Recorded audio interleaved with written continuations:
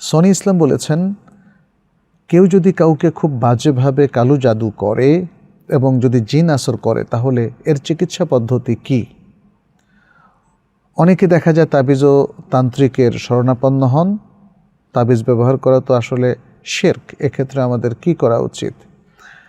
আচ্ছা, সনি ইসলাম, আপনি যেটা বলেছেন যে যদি কেউ সেহের, এটাকে কালো জাদু বলা হয়, ব্ল্যাক ম্যাজিক, এর দ্বারা যদি কেউ আক্রান্ত হন তাহলে এক চিকিৎসা, আক্রান্ত হওয়ার আগে একটা প্রোটেক্টিভ ট্রিটমেন্ট, অর্থাৎ এটা হলো এক ধরনের প্রোটেকশান দেওয়ার মতো, নিজেকে হেফাজত করার একটা ট্রিটমেন্ট, যাতে আক্রান্ত না হয়। আবার আক্রান্ত হয়ে যাওয়ার পরে আরেকটা চিকিৎসা রয়েছে।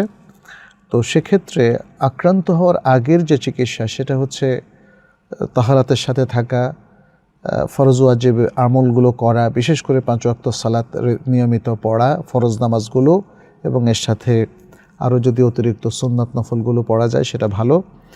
আর কোরআন তেলাওয়াত করা, দিবসের বিভিন্ন সময়ে সকাল সন্ধ্যার আদকারগুলো পড়া, প্রত্যেক সালাতের পরে যে আদকারগুলো আছে সেগুলো পড়া, সেগুলোর মধ্যে অনেক প্রোটেক্টিভ দোয়া এবং যিকির রয়েছে।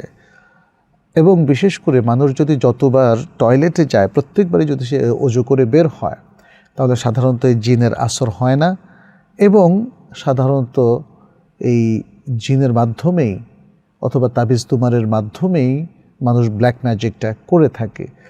সেটা যারা নিজেদের চারিদিকে এই যে রুকিয়ার মাধ্যমে, কোরআনিক বিভিন্ন দোয়ার মাধ্যমে একটা হেফাজতের ব্যূহ রচনা করে রাখে, আশা করা যায় তারা এই ব্ল্যাক ম্যাজিক দ্বারা আক্রান্ত হবে না। কোনো একটা গাফলতির সময়ে সাধারণত মানুষ আক্রান্ত হয়ে যায়।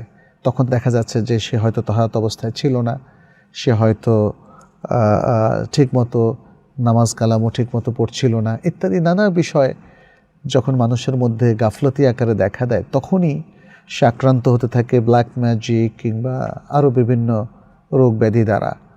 সতর্ক মানুষের ইমিউনিটি ভালো থাকে, ফলে ব্যাকটেরিয়া কিংবা ভাইরাস তাকে আক্রমণ করতে পারে না। ঠিক তেমনি ইমানদার, মানে খাঁটি ইমানদার মানুষও অত্যন্ত শক্তিশালী হয়ে থাকে, তার প্রোটেকশনটা অনেক বেশি মানে আল্লাহ তাআলার পক্ষ থেকে, ফলে সে আসলে এগুলো দ্বারা আক্রান্ত হয় না। যখনই তার প্রোটেকশনটা দুর্বল হয়ে যায় বা নাই হয়ে যায় তখনই শয়তান অথবা শয়তান দ্বারা উদ্বুদ্ধ হয়ে অনেকেই তার ক্ষতি করার চেষ্টা করে এবং সফল হয়। এই জন্যে আমরা বলবো যে এর প্রাথমিক প্রোটেক্টিভ ট্রিটমেন্টটা নেবেন। আর যদি কেউ কালো জাদুর মধ্যে আক্রান্ত হয়ে যান তখন শেখ বিন বাজ রাহিমাহুল্লাহর ছোট্ট একটা বই আছে ইসলাম হাউসে বাংলায়, জাদু এবং জ্যোতির্বিদ্যা ইত্যাদি এগুলোর বিধান এবং জাদুতে আক্রান্ত হলে কী চিকিৎসা সেটা দেওয়া আছে। 7 দিন বড়ই পাতা নিয়ে কোরআনের কিছু আয়াত এবং সূরা পড়ে 1 বালতি পানির মধ্যে, যে পানিটা বিশুদ্ধ পানি হলে ভালো হয়, যেহেতু এখান থেকে ওই বড়ই পাতা বেটে সেগুলো মিক্স করে সেখান থেকে কিছু খাবে, বাকিটা দিয়ে সে সারা শরীরে গোসল করবে, প্রবাহিত করে। এটা 7 দিন করবে, আল্লাহর উপর তাওয়াক্কুল করবে। এছাড়াও সে অন্যান্য রুকিয়া কিংবা হিজামার মতো তেব্বে নববীরও আশ্রয় নিতে কোনো অসুবিধা নেই। তবে মনে রাখতে হবে হিজামার মাধ্যমে ব্ল্যাক জাদুর চিকিৎসা এটা কিন্তু আসেনি, কিন্তু এগুলো হচ্ছে একটা পরিপূরক চিকিৎসা যেগুলো নিয়ে দেখা যায় হয়তো আল্লাহ তাআলা মানে এগুলোর মাধ্যমে তাকে সুস্থ করে তুলতে পারেন। আর তাবিজ ও তান্ত্রিকের শরণাপন্ন হওয়া মোটেই জায়েজ হবে না।